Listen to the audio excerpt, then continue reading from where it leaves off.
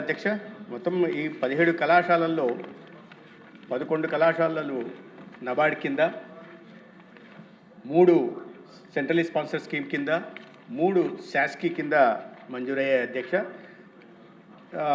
దీనికి మొత్తం వెచ్చించాల్సిన మొత్తం అయితే 8,480 కోట్లు అయితే గత ప్రభుత్వం 4 సంవత్సరాల్లో 2020లో మంజూరైన కళాశాలలు 4 సంవత్సరాల్లో 1,500 కోట్లు మాత్రమే ఖర్చు పెట్టింది అధ్యక్ష. తర్వాత కూటమి ప్రభుత్వం వచ్చిన తర్వాత 938 కోట్లు ఖర్చు పెట్టి వివిధ దశల్లో ఆగిపోయిన పనులని పూర్తి చేసే పని కూడా చేసింది అధ్యక్ష. ఇక్కడ ప్రధానంగా గుర్తించాల్సిన విషయం ఏంటంటే, మొదట్లో హడావిడిగా 23 సంవత్సరంలో హడావిడిగా మొదలుపెట్టిన కళాశాలలు ఏవైతే ఉన్నాయో, రాజమండ్రి కానీ, విజయనగరం కానీ, ఏలూరు కానీ, నంద్యాల కానీ, ఇటువంటి కళాశాలల్లో వాళ్ళు పెట్టాల్సిన మొత్తం ఖర్చు 3,525 కోట్లు అయితే 918 కోట్లు మాత్రమే ఖర్చు పెట్టారు అధ్యక్ష. ఈ ప్రభుత్వం వచ్చిన తర్వాత గత 20 నెలల్లో 530 కోట్లు ఖర్చు పెట్టింది. ఇక 10 కాలేజీలు ఏవైతే పీపీపీ మోడల్లో ప్రతిపాదిస్తున్నామో వాటిలో పెట్టాల్సిన ఖర్చు 4,955 కోట్లు అయితే 631 కోట్లు మాత్రమే గత ప్రభుత్వం ఖర్చు పెట్టింది అధ్యక్ష. ఈ ప్రభుత్వం వచ్చిన తర్వాత 406 కోట్లు ఖర్చు పెట్టడం జరిగింది. దురదృష్టకరమైన విషయం ఏంటంటే అధ్యక్ష, 10 కళాశాలల్లో 631 కోట్లు ఖర్చు పెడితే దాంట్లో 396 కోట్లు సింహభాగం కేవలం పులివెందులకు మాత్రమే ఖర్చు పెట్టారు అధ్యక్ష. ఇక్కడ మనం గుర్తించాల్సింది ఏంటంటే, ఈ వైద్య కళాశాలలు పేద విద్యార్థులకి నాణ్యమైన వైద్యాన్ని అందించడానికి, పేదలకి మెరుగైన వైద్య సేవలను అందించడానికి అయితే ఒక సంరక్షకుడిగా ఉంటున్న వ్యక్తి అన్ని 17 కళాశాలల మీద ఏకదృష్టితో చూడాలా, అన్నింటినీ అభివృద్ధి చేసే దిశగా ప్రయత్నం చేయాలి అధ్యక్ష. తప్పు లేదు సొంత నియోజకవర్గం మీద ప్రేమ కురిపించడంలో, కానీ 631 కోట్లకు గాను దాదాపు 400 కోట్లు ఒకే కళాశాల మీద ఖర్చు పెట్టి మిగతా కళాశాలల మీద వివక్ష చూపే ప్రయత్నం చేశారు అధ్యక్ష. మీ నియోజకవర్గానికి సంబంధించి కూడా 500 కోట్లు అడ్మినిస్ట్రేటివ్ శాంక్షన్ ఇస్తే 10,70,00,000 మాత్రమే ఖర్చు పెట్టారు అధ్యక్ష. ఇంకా అటువైపు పార్వతీపురం అయితే భూ సేకరణ కూడా జరగలేదు అధ్యక్ష. కానీ ప్రతి ప్రెస్ కాన్ఫరెన్స్లో కూడా 17 కళాశాలలు నిర్మించామని చెప్తారు అధ్యక్ష.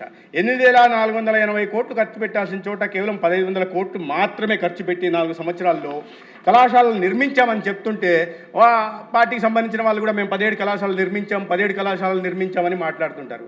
ఇలా ఖర్చు పెట్టినవన్నీ రికార్డులో ఉన్నాయి అధ్యక్ష, ఏ సమయంలో ఎంత ఖర్చు పెట్టారు అని చెప్పి. ఈ పాలకొల్లుకైతే రామానాయుడు గారు ఉన్నారో లేదో మరి, పాలకొల్లుకైతే 475 కోట్లు అడ్మినిస్ట్రేటివ్ శాంక్షన్ ఇచ్చి కేవలం 59 లక్షలు మాత్రమే ఖర్చు పెట్టి కళాశాలను నిర్మించేశామని చెప్తున్నారు అధ్యక్ష.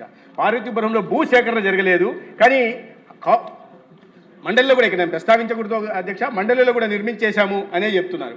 అక్కడ ఏదో ట్రైబల్ దీంతో మల్టీ స్పెషాలిటీ హాస్పిటల్ భవన నిర్మాణం మొదలుపెట్టి ఉంటే దాన్ని చూపిస్తూ మెడికల్ కాలేజ్గా చెప్పే ప్రయత్నం చేస్తున్నారు అధ్యక్ష.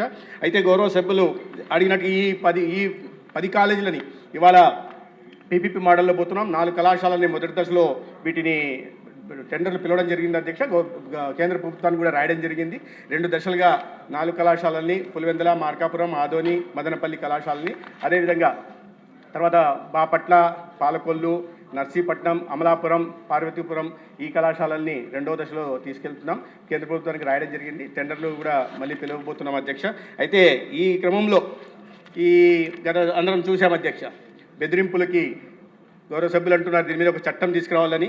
కానీ ఇటువంటి బెదిరింపు ధోరణి కారణంగానే 5 సంవత్సరాలు సాగిన ఒక అటవిక పాలన కారణంగా ప్రజలు వారి ప్రజాకోర్టులో శిక్షించారు అధ్యక్ష. రాష్ట్రమంతా చూసింది 101 సీట్ల నుంచి 11 సీట్లకు తగ్గడం జరిగింది. కాబట్టి కోటి సంతకాలు అనేది అది దాని గురించి ఎంత తక్కువ మాట్లాడుకుంటే అంత మంచిది అధ్యక్ష. ఎందుకంటే సత్యదూరమైన మాటలు చెప్పడమే అలవాటైన వారికి కోటి సంతకాల సేకరణ విషయంలో కూడా అదేవిధంగా ఉంది అధ్యక్ష. అయితే ఎప్పుడు ఈ అప్పు తీసుకున్నారా అని అడిగారు గౌరవ సభ్యులు. నబార్డ్ నుంచి లోన్ను అధ్యక్ష అది. అయితే నబార్డు కూడా పూర్తిగా గతంలో ఏం చేసేదంటే, నబార్డు తన ఇన్స్టాల్మెంట్ ఇచ్చేది అధ్యక్ష. ఇక్కడ వాటిని దారి మళ్లిస్తున్న క్రమంలో ఒక ఇన్స్టాల్మెంట్ 25% ఇన్స్టాల్మెంటే ఇచ్చి దానికి కావాల్సిన రాష్ట్ర ప్రభుత్వం నుంచి మ్యాచింగ్ గ్రాంట్ ఇచ్చిన తర్వాతే కేంద్రం నిధులు మంజూరు చేసే ప్రక్రియ మొదలుపెట్టింది అధ్యక్ష గత పాలన కారణంగా. అయితే ఇప్పుడు ఆ ట్రాన్షే కూడా అయిపోయింది. దాని కారణంగా ఒకటి ట్రాన్షే అయిపోయింది, నబార్డు నుంచి లోన్ వచ్చే అవకాశం లేదు. రెండోది, గత ప్రభుత్వం ఈ ప్రభుత్వ కళాశాలల్లో సెల్ఫ్ ఫైనాన్స్ స్కీమ్ తీసుకొచ్చి 50% కన్వీనర్ కోటాకి, 30% మేనేజ్మెంట్ కోటా, 10% ఎన్ఆర్ఐ కోటాని తీసుకురావడం. అంటే ఏ రకంగా అయితే ప్రైవేటు మెడికల్ కాలేజీలో ఉంటుందో అదే విధానాన్ని ప్రభుత్వ కళాశాలలో కూడా తీసుకొచ్చి ప్రైవేటు కళాశాలలకి ప్రభుత్వ కళాశాలలకి తేడా లేకుండా చేసింది అధ్యక్ష. దానికి అనుగుణంగా జీవో 107, 108 కూడా తీసుకురావడం జరిగింది. కాబట్టి ఈ పీపీపీ విధానంలో ఇప్పుడు కొత్తగా వస్తున్న పీపీపీ విధానంలో గతంలో 420 పడకల ఆసుపత్రి నిర్మాణానికి తలపెట్టారు. ఇప్పుడు దాన్ని 625 పడకల ఆసుపత్రి నిర్మించే దిశగా ప్రయత్నం చేస్తున్నాం. రెండవది గతంలో 100 పడకల 100 సీట్ల ఎంబీబీఎస్ సీట్లకు వాళ్ళు కళాశాలలు ప్రారంభించడానికి ప్రయత్నం చేశారు. ఇప్పుడు దాన్ని మారిన ఎన్ఎంసీ అనుగుణంగా 625 పడకలతో 150 సీట్లకు చేస్తున్నాం అధ్యక్ష. గతంలో అవలంబించిన విధానం కారణంగా కేంద్ర ప్రభుత్వం 15% NRI central government of India quota ఉండేది. అది ఇప్పుడు దాన్ని తగ్గి అదనంగా ఒక్కొక్క కళాశాలలో 11 సీట్లు ఆంధ్రప్రదేశ్ విద్యార్థులకు కూడా అందుబాటులోకి వస్తాయి అధ్యక్ష.